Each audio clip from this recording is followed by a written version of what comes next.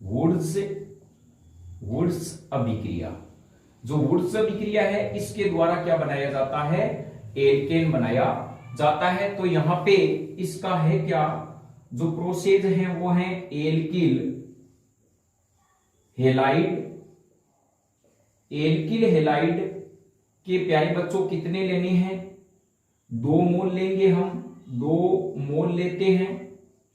और यहां पे जो सोडियम है, सोडियम इसके भी 2 मोल लेते हैं।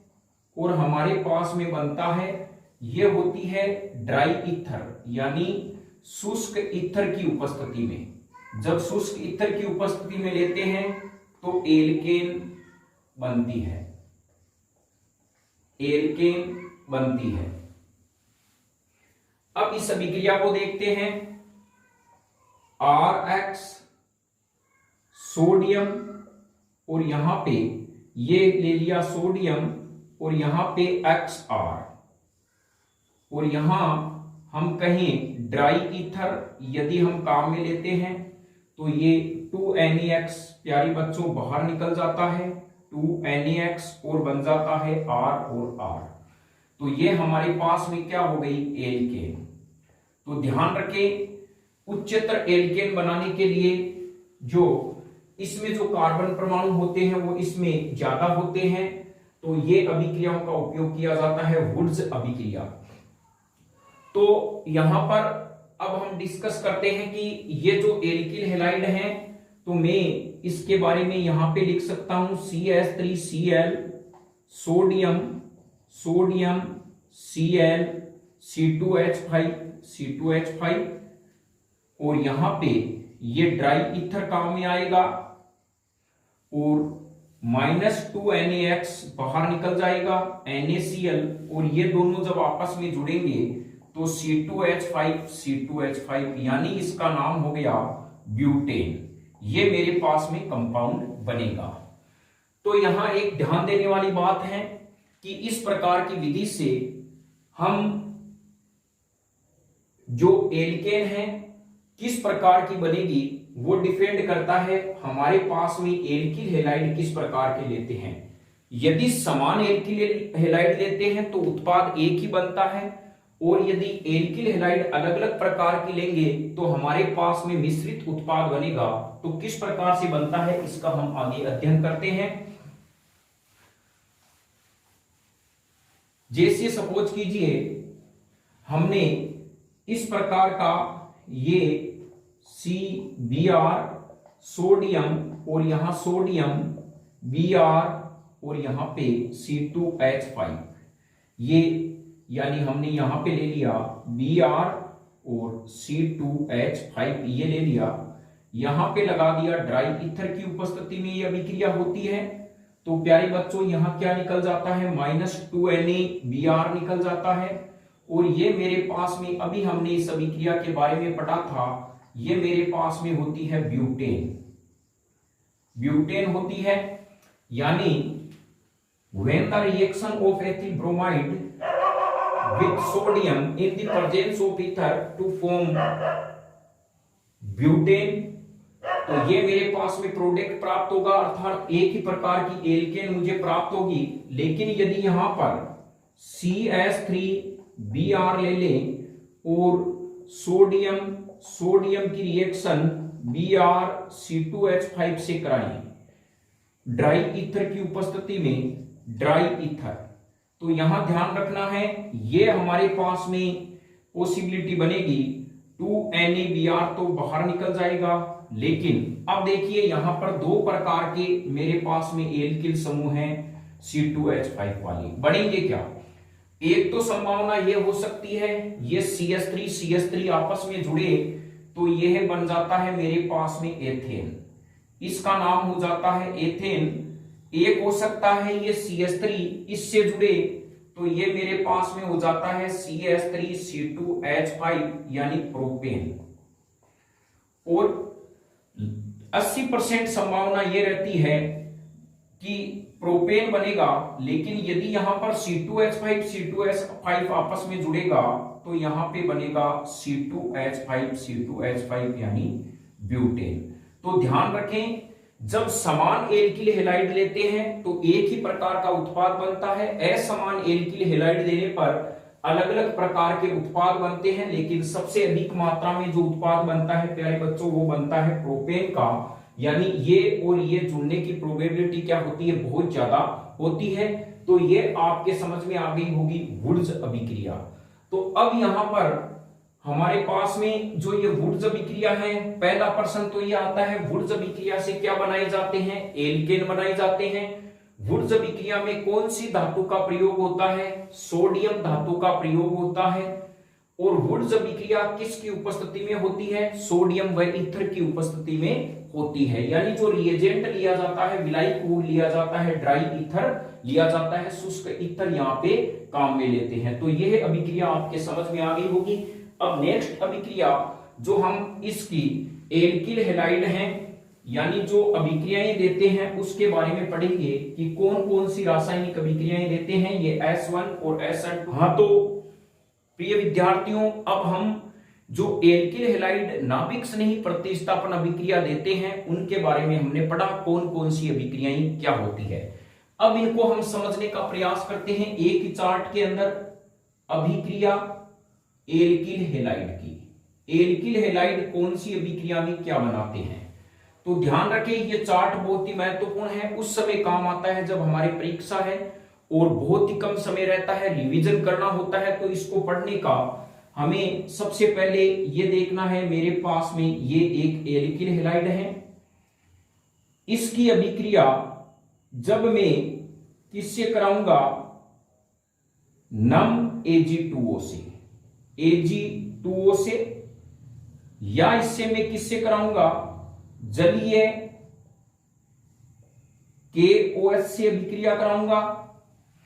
एक मेरे पास में क्या रिएक्शन होगी प्यारे बच्चों, जो नम Ag2O है और जलीय KOH है, ये जो अभिक्रिया देते हैं वो क्या देंगे, एल्कोहल। यानी कौन सा प्रोडक्ट बनाएंगे, एल्कोहल बनाएंगे। एक मेरे पास में है केवल Ag2O और सोडियम एथोक्साइड CO यानी R, तो मेरे पास में क्या बनेगा, इन दोनों से बनेगा मेरे पास में यानी ROR, ये ईथर बनता है। तो यह दो रिएक्शनें। और नेक्स्ट हमारे पास में है कि यदि ये KCN से अभिक्रिया करे तो RCN बनता है, जिसका हमने पढ़ा था साइनाइड उत्पाद। यदि ये AgCN से अभिक्रिया करता है तो RN triple bond C isocyanide उत्पाद बनता है। ये आपने इन अभिक्रियाओं को हमें क्रमवाइज याद रखना है जिससे समझने में आसानी रहे। और यदि ये KNO2 से रिएक्शन करता है तो एल्किल हैलाइड देता है RONO, और यदि ये AgNO2 से रिएक्शन करता है तो नाइट्रो एल्केन देगा RNO2। इस प्रकार से ये अभिक्रिया देगा। और यदि यह सोडियम प्लस ईथर से अभिक्रिया करता है तो हमारे पास में क्या देगा, RR देगा। यानी ये क्या देगा, उच्चतर एल्केन देगा। तो ये जो तमाम अभिक्रियाएं हमने अभी पढ़ी थी, जिसके बारे में हमने क्या किया था, डिस्कस किया था, तो यह आपको ध्यान रखना है कि किस प्रकार से ये कौन सी अभिक्रियाएं देते हैं प्यारे बच्चों। तो ये हमारे पास में कौन सी हो गई, अभिक्रियाएं हो गई। और इससे हमने ये भी पढ़ा था कि जब RCN का पूर्ण जल अपघटन होता है यानी 2H2O लेते हैं तो RCOOH बनता है।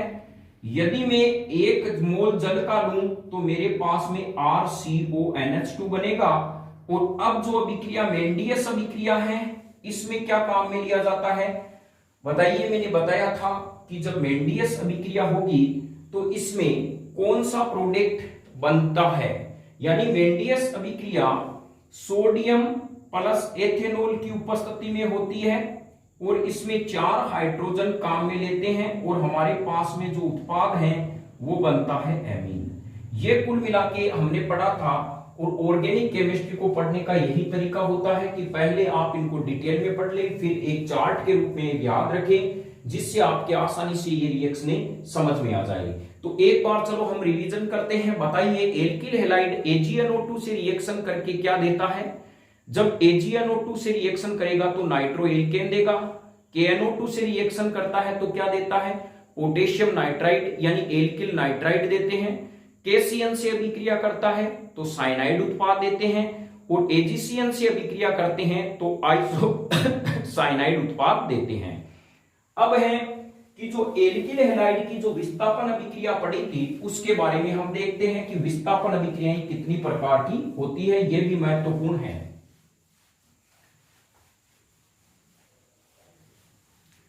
एक क्रिया है उनके बारे में पढ़ेंगे, ये कितने प्रकार की होती है, तमाम इसके हमने उदाहरण देख लिए।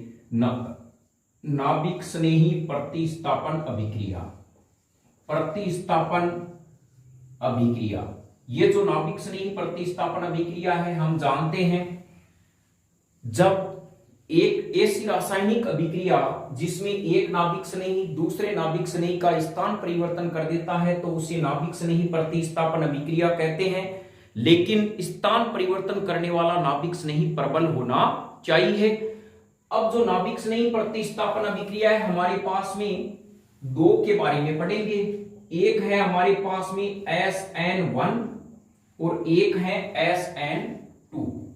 ये हमारे पास में है। बिल्कुल प्रश्न आता है इनमें, या तो अंतर पूछा जाता है या तो प्रश्न आता है कौन से एल्किल हैलाइड SN1 अभिक्रिया तेजी से देते हैं और कौन से एल्किल हैलाइड SN2 अभिक्रिया तेजी से देते हैं, या इनकी क्रियाविधि पूछी जाती है SN1 की, या होते हैं तृतीयक एल्किल हैलाइड SN1 अभिक्रिया देते हैं जबकि SN2 अभिक्रिया धीमी गति से देते हैं। क्यों, इसका कारण बताइए। तो आज हम इसके बारे में पूरा का पूरा आज फोकस है वो रहेगा SN1 अभिक्रिया और SN2 अभिक्रियाओं के मध्य। तो यहां पर देखिए सबसे पहले मैं बात करता हूं SN1 अभिक्रिया की। आखिर ये वन है क्या? वन का मतलब होता है एक अणुक, एक अणुक, ये एक अणुक होता है। S का मतलब होता है सब्स्टिट्यूट, सब्स्टिट्यूट, और nucleophilic, nucleophilic, nucleophilic, substitute, nucleophilic, यानी सब्स्टिट्यूट का मतलब होता है प्रतिस्थापित नाभिक स्नेही, तो हम इसको कह सकते हैं नाभिक स्नेही प्रतिस्थापन, प्रतिस्थापन। तो इसका मतलब तो SN1 का SN का मतलब तो हो गया नाभिक स्नेही प्रतिस्थापन। वन का मतलब क्या होता है कि जब अभिक्रिया में यह देखा जाता है दो चीजें यहां पे भाग लेगी।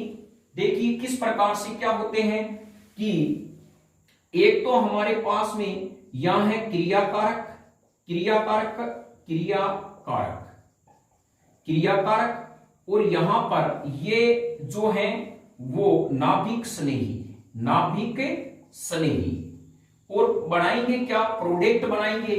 तो क्रियाकारक मेरे पास में क्या है, एल्किल हैलाइड। बस यहीं पे इसकी परिभाषा है। रासायनिक अभिक्रियाओं में जब अभिक्रिया का वेग केवल क्रियाकारक पे ही निर्भर करता है तो उसे कहते हैं एक अणुक नाभिक स्नेही प्रतिस्थापन अभिक्रिया। जब रासायनिक अभिक्रियाओं का वेग क्रियाकारक तथा नाभिक स्नेही दोनों की सांद्रता पे निर्भर करता है तो उसे कहते हैं SN2 अभिक्रिया। तो यहां पर समझ गए हैं, ये दो ये बताता है कि अभिकारक जो अभिक्रिया का वेग है वो किन पे निर्भर कर रहा है। तो हम कहेंगे दो चीजें आएगी, एक तो मेरे पास में आरक्स आएगा और एक आएगा NU यानी नाभिक स्नेही। तो इन दोनों पर निर्भर जब करता है अभिक्रिया का वेग तो उसे कहते हैं SN2 अभिक्रिया। जब केवल आरक्स पे निर्भर करता है और NU पर ये निर्भर नहीं करता तो उसे कहते हैं SN1 अभिक्रिया। तो पहला डिफरेंस आप बच्चों समझ गए होंगे। ऐसी रासायनिक अभिक्रिया जिसमें अभिक्रिया का वेग केवल क्रियाकारक की सांद्रता पर निर्भर करता है उसे एक अणु कहते हैं। जब अभिक्रिया का वेग एल्किल हैलाइड और नाभिक स्नेही दोनों पे निर्भर करता है तो उसे SN2 अभिक्रिया कहते हैं। ये अभिक्रियाएं देते कौन है? ये अभिक्रिया तृतीयक एल्किल हैलाइड देते हैं। तो दूसरा अंतर यहां पर भी है। अब हम इसको पहले समझने का प्रयास करेंगे, फिर नोट्स वाइज कंसेप्ट लिखेंगे जिससे आप आसानी से उतार सकते हैं। ये जो SN1 है ये कौन देते हैं? केवल तृतीयक एल्किल हैलाइड। तृतीयक एल्किल हैलाइड हैं, वो क्या देते हैं प्यारे बच्चों? SN1 अभिक्रियाएं देते हैं। और SN2 अभिक्रिया कौन देता है? प्राथमिक एल्किल हैलाइड। प्राथमिक एल्किल हैलाइड SN1 अभिक्रिया देता है। तो यहां पर तृतीयक एल्किल हैलाइड देते हैं SN1 अभिक्रिया, SN2 अभिक्रिया प्राथमिक एल्किल हैलाइड देते हैं। अब हम कहें कि इनकी क्रियाशीलता का क्या क्रम है? तृतीयक एल्किल हैलाइड, फिर द्वितीयक, फिर प्राथमिक, यह आ जाएगा हमारे पास। फिर 0 डिग्री एल्किल हैलाइड भी होता है, जब हेलोजन समूह उस कार्बन से जुड़ा होता है जिसमें कार्बन अन्य कार्बन से नहीं है, वो 0 डिग्री। यहां पर प्राथमिक, द्वितीयक और तृतीयक की बात करेंगे, यहां उल्टा क्रम हो जाएगा। प्राथमिक एल्किल हैलाइड सबसे ज्यादा देते हैं, फिर द्वितीयक, फिर तृतीयक देते हैं। तो ये दो कंसेप्ट आपके समझ में आ गए होंगे। SN1 का मतलब क्या होता है? ये अभिक्रियाएं क्या होती है? 2 पदों में होती है। कितने पदों में होती है? यानी अभिक्रिया का जो वेग है वो केवल एल्किल हैलाइड की सांद्रता पे निर्भर करता है, और केवल तृतीयक हैलाइड SN1 अभिक्रिया देते हैं। एक ध्यान रखना, यह जो अभिक्रिया है वो 2 पदों में होती है। 2 पदों में होती है। अब 2 पद क्या होंगे? 2 पद में पहले तो बढ़ेगा कार्बोकेटाइन। कार्बोकेटाइन, कार्बोकेटाइन बनता है। दूसरे पद में क्या होता है? उत्पाद बनता है। उत्पाद बनता है। ध्यान रखना, ये धीमी गति से होता है, धीमी गति से, इसीलिए इसे वेग निर्धारक पद भी कहा जाता है। यानी ये स्टेप फर्स्ट होती है और ये स्टेप सेकंड होती है। तो ये इतनी तेजी से होती है, फास्ट गति से होती है, फिर ये आयनिक रिएक्शन बन जाती है जिससे अत्यंत तीव्र गति से होती है। इसके वेग को मापा नहीं जाता। तो इसीलिए हम कह सकते हैं कि केवल जो अभिक्रिया है वो एल्किल हैलाइड की सांद्रता पर ही निर्भर करती है। अर्थात वेग निर्धारक पद कौन सा है? एल्किल हैलाइड जब SN1 अभिक्रिया देते हैं तो वेग निर्धारक पद जो स्टेप फर्स्ट होगा, अर्थात कार्बोकेटाइन का निर्माण होगा, वो स्टेप फर्स्ट होगा। और दूसरा क्या होगा प्यारे बच्चों? स्टेप 2 होगा। तो यहां पर ये आपने समझ लिया। और ये जो SN2 अभिक्रिया है ये केवल एक ही पद में संपन्न होती है। होता क्या है इसमें? एक ध्यान रखना, इसमें बनती है संक्रमण अवस्था। संक्रमण अवस्था यानी इसमें मध्यवर्ती के रूप में कार्बोकेटाइन बनता है। इसमें एक बीच में ये मध्यवर्ती तो हम कह नहीं सकते, केवल इसमें एक संक्रमण अवस्था का निर्माण होता है। ये होती क्या है वो आगे हम SN2 में डिस्कस करेंगे। ये जब कार्बोकेटाइन बनता है, प्लस होता है, और आने वाला नाभिक स्नेही बाद में क्या हो जाता है? यहां पर ये प्लस है और जो रिएक्शन उत्पाद होगी आयनिक होता है। तो ये ध्रुवीय विलायकों में संपन्न होती है। ध्रुवीय विलायकों में संपन्न होती है। और ये प्यारे बच्चों अध्रुवीय विलायकों में संपन्न होती है। ये अभिक्रिया किसमें होती है? अध्रुवीय विलायकों में संपन्न होती है। तो ये आपके कंसेप्ट यहां पर समझ में आ गए होंगे। SN1 में और SN2 में क्या अंतर होता है और किस प्रकार से ये प्रश्न आएगा उसका भी हम यहां पर अध्ययन करेंगे। अब यहां पर हम इसको पहचानने का कि किस प्रकार से SN1 को हम लिखें, तो अब आप नोट्स के रूप में लिख सकते हैं और नोट्स भी साथ में उतारते रहें। तो सबसे पहले नाभिक स्नेही प्रतिस्थापन अभिक्रिया लिखें। 2 प्रकार की हैं। 2 अभिक्रिया की क्रियाविधि क्रियाविधि है वो कितने प्रकार की होती है? 2 प्रकार की। 2 प्रकार। रासायनिक नाभिक स्नेही प्रतिस्थापन अभिक्रिया की क्रियाविधि 2 प्रकार की होगी। पहले होगी प्यारे बच्चों एक अणुक नाभिक स्नेही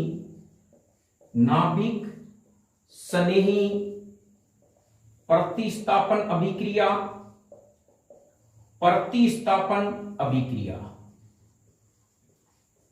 एक अणुक नाभिक स्नेही प्रतिस्थापन अभिक्रिया, इससे हम संकेत में लिखेंगे SN1।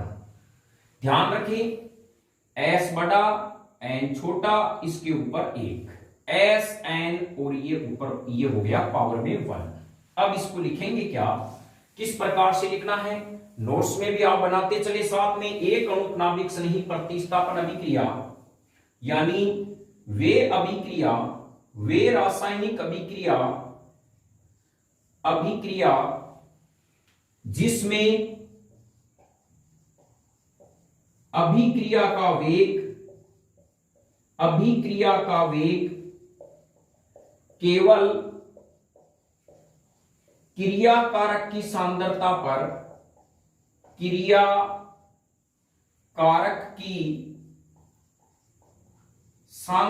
पर निर्भर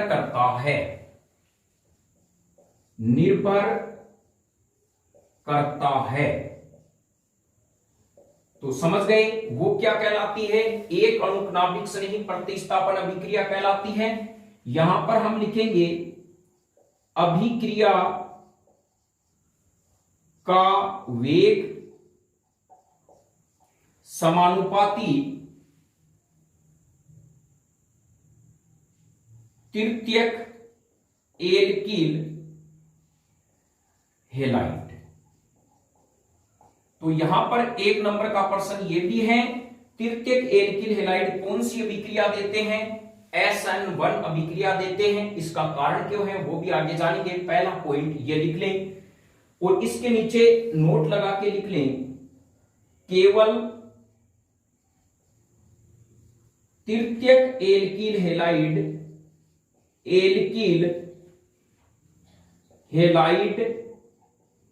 SN1 अभिक्रिया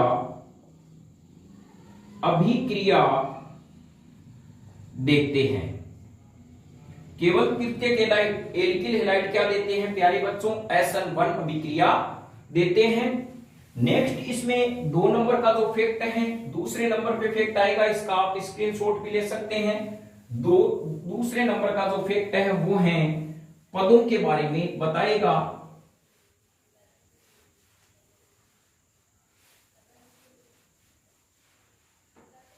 दूसरा जो है यह S यानी यह अभिक्रिया 2 पदों में संपन्न होती है। 2 पदों में संपन्न होती है यानी कितने पदों में संपन्न होती है, 2 पदों में संपन्न होती है। किस प्रकार से होगी तो यहां पर हम इसको देखने का प्रयास करते हैं, अर्थात स्टेप फर्स्ट में क्या लिखेंगे हम, कार्बोकेटाइन का निर्माण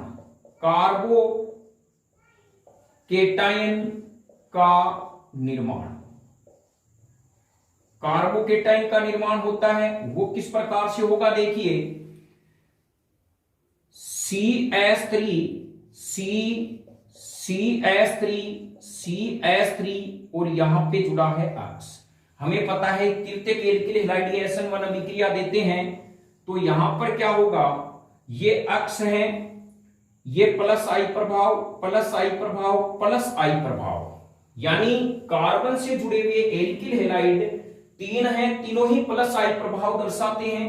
तो कार्बन पर इलेक्ट्रॉन घनत्व का मान क्या हो जाता है, ज्यादा हो जाता है। अर्थात जैसे ही इलेक्ट्रॉन घनत्व का मान ज्यादा होगा, हमें पता है हेलोजन पे भी क्या होता है, माइनस आवेश होता है, जिससे ये हेलोजन परमाणु क्या हो जाता है, वीक बॉन्ड हो जाता है इसका, और ये टूट के क्या हो जाता है, अलग हो जाता है। तो यहां पर ये जो हमारे पास में बनता है तृतीयक कार्बोकेटाइन बनता है। क्या बनता है, तृतीयक कार्बोकेटाइन। और यहां पर ये X जो माइनस है वो अवशिष्ट समूह के रूप में बाहर निकल जाता है। इसको कहते हैं तृतीयक कार्बोकेटाइन। तो प्यारे बच्चों यहां पर ध्यान रखें, ये तृतीयक कार्बोकेटाइन होता है। और यहां पर हम एक लाइन लिख सकते हैं नोट लगा के, इस कार्बोकेटाइन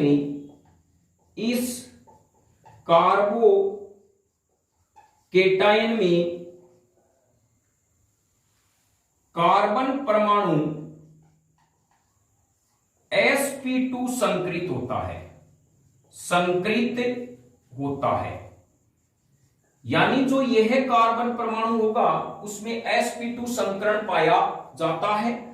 और हमें संकरण निकालना भी आता है, 11वीं के अंदर मैटर में दिया हुआ है। यदि नहीं है तो इसका हम अलग से वीडियो जारी करेंगे जिसमें आप संकरण के बारे में पूरी तरह से सीख सकते हैं। लेकिन यहां पर प्यारे बच्चों इसमें कार्बोकेटाइन में कार्बन परमाणु sp2 संकरण होता है। अब नेक्स्ट है, और यह क्या होता है कि यह कार्बोकेटाइन का निर्माण होता है, इसमें यह वेग निर्धारक पद है, वेग निर्धारक पद है, क्योंकि कार्बोकेटाइन का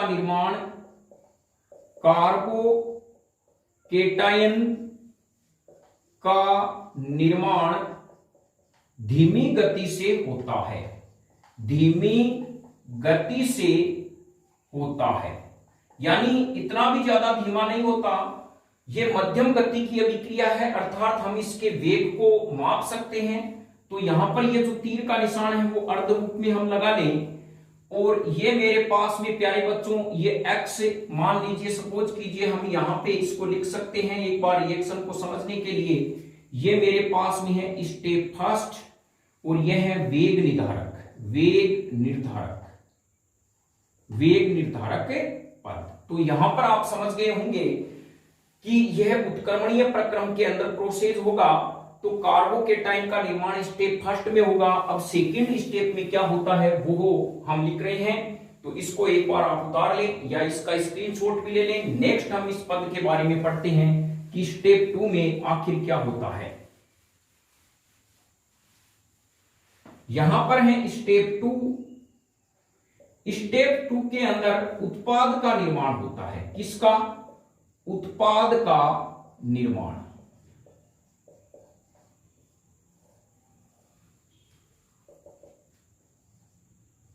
इस पद में अभिक्रिया अत्यंत तेजी से संपन्न होती है, तेजी से संपन्न होती है। तो अब देखिए किस प्रकार से होती है। ये हमारे पास में बना CS3 और ये CS3 और यहां पर बन गया ये CS3। तो यहां पर ये जो कार्बोकेटाइन बनेगा और ये नाभिक स्नेही इसके पास में आएगा अब, और ये जब नाभिक स्नेही यहां पे अटैक करेगा तो ये अभिक्रिया क्या होती है, स्टेप सेकंड तेजी से, बहुत फास्ट होता है, तेजी से होती है। और हमारे पास में उत्पाद बनता है CS3 और NU। ये हमारे पास में क्या बन जाता है, उत्पाद बन जाता है। तो प्रथम पद में क्या होता है प्यारे बच्चों, कार्बोकेटाइन का निर्माण होता है। दूसरे पद में उत्पाद होते हैं, ये दो पदों में संपन्न होती है। अभिक्रिया का वेग केवल एल्किल हैलाइड की सांद्रता पे निर्भर करता है, ना कि नाभिक स्नेही की सांद्रता पर। तो तीसरा हम पॉइंट लिखें, तीसरा जो बिंदु आता है ये ध्रुवीय विलायकों में संपन्न होती है। SN2 अभिक्रिया है, यह ध्रुवीय विलायकों में संपन्न होती है, क्योंकि अभी हमने देखा भाई एल्किल हैलाइड पे प्लस था, नाभिक स्नेही पे माइनस था, तो ये रिएक्शन एज आयनिक प्रकार की हो गई। तो ऑब्वियसली जब आयनिक हो जाती है तो किसकी जरूरत पड़ती है, ध्रुवीय विलायक की, क्योंकि हमें पता है समान समान को बोलता है, ध्रुवीय यौगिक ध्रुवीय यौगिकों में घुलते हैं, अध्रुवीय यौगिक अध्रुवीय यौगिकों में यानी विलायकों में घुलते हैं। तो यह ध्रुवीय विलायकों में संपन्न होती है। नंबर 4 की हम बात करें तो इसमें यानी SN जो 2 है,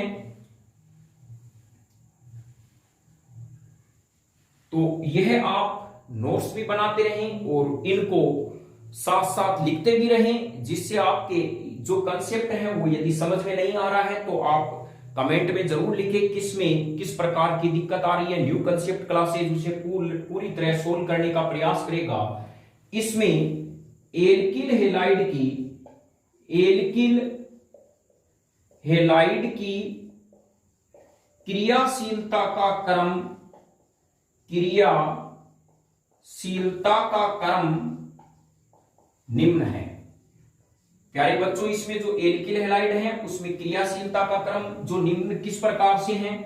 ये मेरे पास में प्राथमिक एल्किल हैलाइड है और फिर ये मेरे पास में द्वितीयक एल्किल हैलाइड है और फिर हमारे पास में ये जो मेरे पास में है यानी R और यहां X प्राथमिक एल्किल हैलाइड और यहां पे R C R और ये R यानी इनकी क्रियाशीलता का क्रम हो जाएगा। यहां पे नीचे इस प्रकार से लिखेंगे SN1 के प्रति क्रियाशीलता बढ़ती है, SN1 के प्रति बच्चों क्या बढ़ती है, क्रियाशीलता बढ़ती है। ये है हमारे पास में प्राथमिक एल्किल हैलाइड,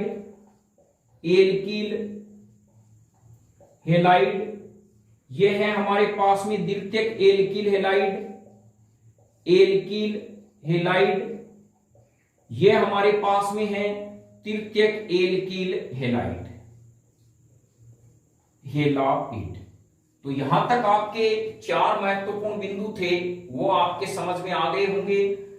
अब क्या होता है, इसमें विन्यास का क्या होता है, यानी प्रतिलोपन होता है प्यारे बच्चों, वो क्या होता है, और इसमें रेशमीकरण मिश्रण बनता है, उसका भी हम जिक्र करेंगे क्या होता है और किस प्रकार से प्रोसेस होता है। तो ये 4 पॉइंट आपके महत्वपूर्ण थे, वो समझ में आ गए होंगे। 5वां और 6ठा फिर SN1 अभिक्रिया खत्म हो जाएगी, फिर हम इसको एक बार पुनः उदाहरण की सहायता से समझने का प्रयास करेंगे।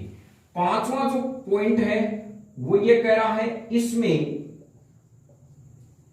विन्यास का प्रतिलोपन होता है,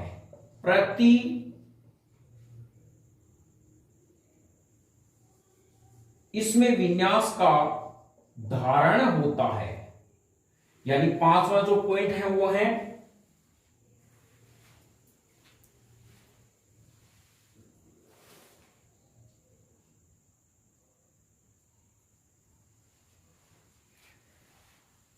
ये पॉइंट है, इसमें विन्यास का क्या होता है, धारण होता है।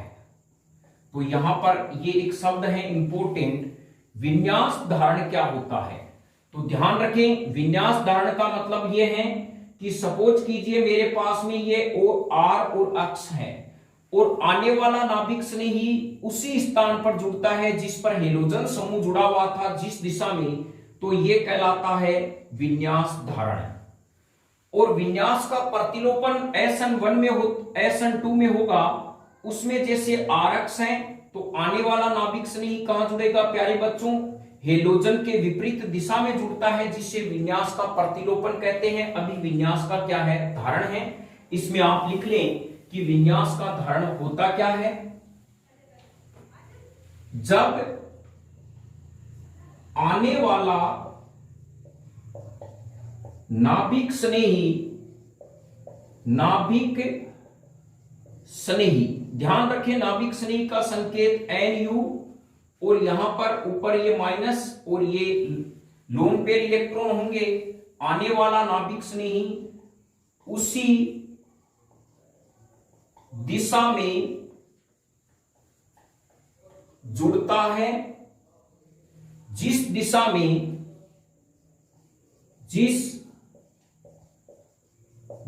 में हेलोजन परमाणु जुड़ा था,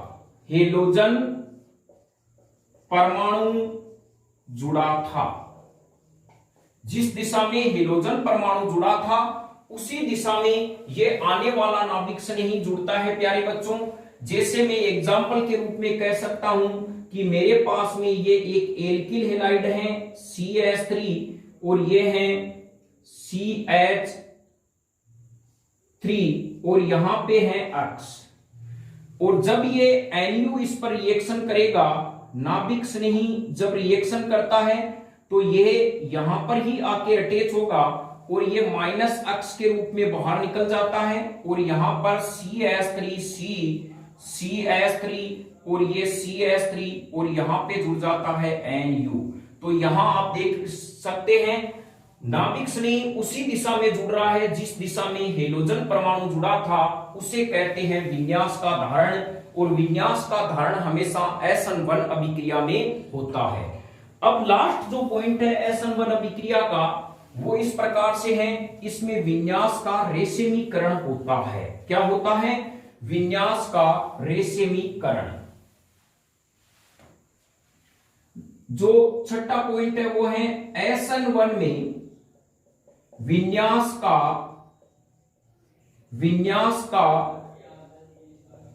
रेशमीकरण होता है।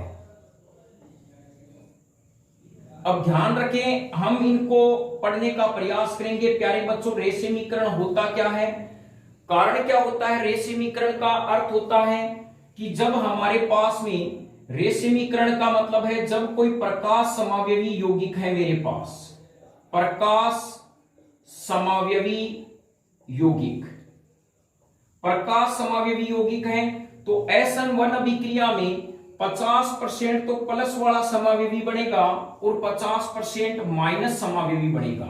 जब इन दोनों को मैं समान मात्रा में मिला दूं तो मेरे पास में प्लस माइनस वाला क्या हो जाता है? यौगिक बन जाता है। अर्थात ये यौगिक होगा प्रकाश अक्रिय यौगिक, प्रकाश अक्रिय यौगिक। इसको हम डीपली भी पढ़ेंगे पूरी तरह से। तो ध्यान रखें, रेशमीकरण क्या होता है?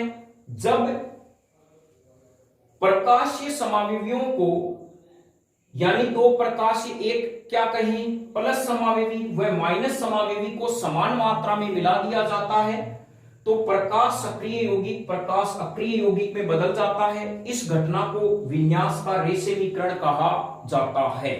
तो यहां पर आप इतना ही ध्यान रखें कि यहां पर विन्यास का रेशमीकरण होता है। क्यों होता है? रेशमीकरण कहते किसे हैं, अगले वीडियो में हम इसको डीपली पढ़ेंगे और एक बार हम इसको उदाहरण की सहायता से समझते हैं विन्यास का रेशमीकरण आखिर वो कैसे रहा है। तो यहां देखिए, हमारे पास में एक प्रकाश सक्रिय यौगिक है प्यारे बच्चों, यहां पर जुड़ा है CH3 और यहां पर है C2H5 और यहां है H और यहां पर जुड़ा हुआ है आपके पास में, इस H को यहां ले लेते हैं और यहां पे जुड़ा है X। ये है मेरे पास में। अभी ये क्या है? प्रकाश सक्रिय। आप कहोगे है क्या? अगले वीडियो में हम इसको डीपली पढ़ेंगे। प्रकाश सक्रिय यौगिक ये क्या करता है? जब इसकी अभिक्रिया OH माइनस से होगी, यानी नाभिक से नहीं आके अटैक करेगा, तो आपको पता है ये माइनस अक्स तो वैसे ही निकल जाएगा, या तो OH, ये क्या होता है, जैसे ही कार्बोकेटाइन का निर्माण होता है उसमें कार्बन परमाणु sp2 संकरण में होता है और ये sp2 संकरण जिन कार्बनिक यौगिकों में पाया जाता है प्यारे बच्चों, उनकी संरचना होती है समतलीय, समतलीय होती है। अर्थात जैसे आपको कहे कि आपके पास में एक टेबल रख दी गई है, बिल्कुल टेबल समतल में रख दी गई है, आप चढ़ने का प्रयास करें तो आप किसी भी दिशा में उससे चढ़ सकते हैं। लेकिन आपके पास में टेबल को यदि पिरामिड आकार में इस प्रकार ऊपर और एक साइड में सीढ़ियां बनाकर बना दी जाए तो आप कहोगे किस दिशा से चढ़ोगे, तो आप सीढ़ियों की दिशा से चढ़ते हैं। जैसे आपने पर्वतमालाओं में देखा है, जिधर सीढ़ियां बनी है उधर से चढ़ते हैं। तो वो प्यारे बच्चों वो वाली कंडीशन होती है SN2 में, उसमें विन्यास का रेशमीकरण नहीं हो पाता। लेकिन यहां पर क्या होता है, ये समतलीय संरचना होती है, एकदम समतल संरचना बन गई तो आने वाला जो नाभिक स्नेही है वो या तो इसके बाईं तरफ जुड़ सकता है या दाहिनी तरफ भी जुड़ सकता है। तो यदि ये बाईं तरफ जुड़ता है तो मैं कहूंगा कि इस प्रकार से ये क्या हो जाता है, OH बन जाता है, एक बन गया C2H5, एक बन गया ये हमारे पास में H। अब देखिए, यदि ये X निकले और माइनस ये OH जो नाभिक स्नेही है वो हो सकता है इधर नहीं जुड़ के इधर की तरफ जुड़े कार्बोकेटाइन जैसे ही बनता है, तो CH3OH और यहां पे ये H है और यहां पे हो गया C2H5। तो अब आप देख सकते हैं इसकी जो डायरेक्शन होती है प्यारे बच्चों वो इस प्रकार से है, ये घूमेगा। ये किस प्रकार से होता है वो हम रेशमीकरण में अच्छे से जानेंगे। और यहां पर इसकी डायरेक्शन होती है ये। तो अब बताइए ये घड़ी की विपरीत दिशा में है तो ये बनेगा माइनस समावयवी। समावयवी कितना बनता है 50% इसकी संभावना रहती है। ये घड़ी की दिशा में घूम रहा है तो ये होता है प्लस समावयवी। आप कहोगे सर ये कैसे हैं, तो ये अगले टॉपिक में हम आसानी से समझेंगे। और इसको प्यारे बच्चों कहा जाता है एल भी कहा जाता है, एल समावयवी। इसको कहते हैं डी या प्लस कहें, और ये 50% होता है। जब इसको मैं समान मात्रा में मिला देता हूं तो मेरे पास में बनने वाला प्लस माइनस या डीएल समावयवी होता है समावयवी।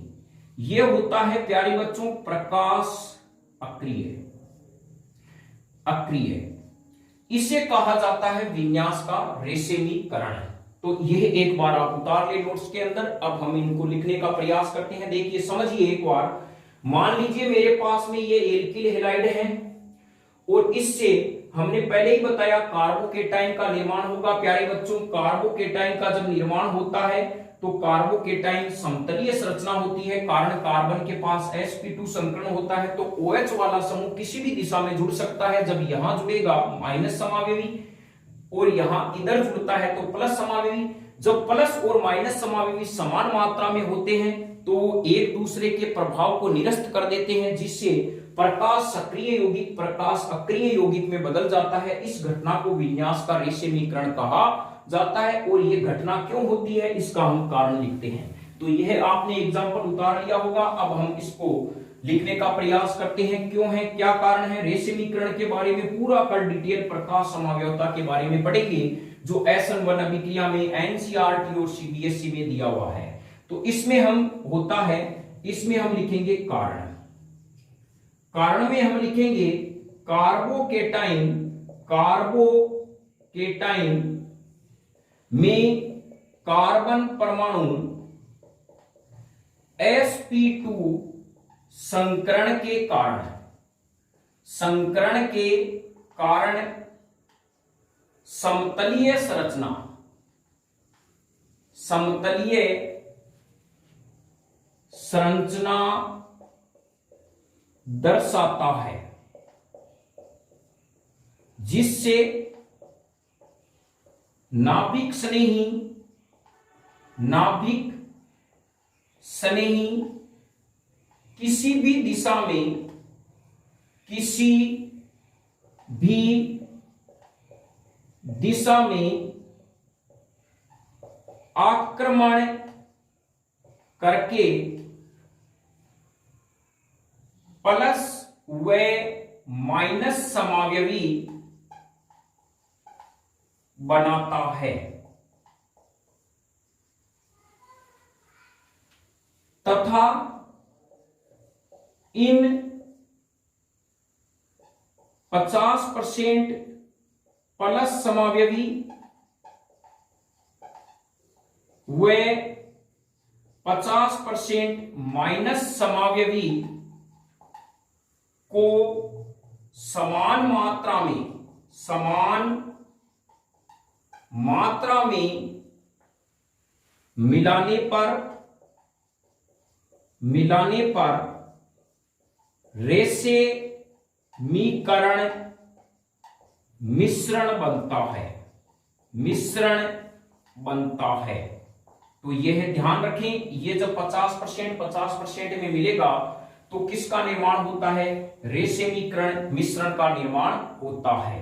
तो हम यहां पे कह सकते हैं कि प्रकाश सक्रिय यौगिक को प्रकाश अक्रिय यौगिक में बदलने की घटना रेशमीकरण मिश्रण कहलाती है। तो अब हम इनके बारे में कल डिटेल से प्रकाश समावयवता का टॉपिक आएगा, जो पूरा का पूरा आपका कंसेप्ट क्लियर हो जाएगा।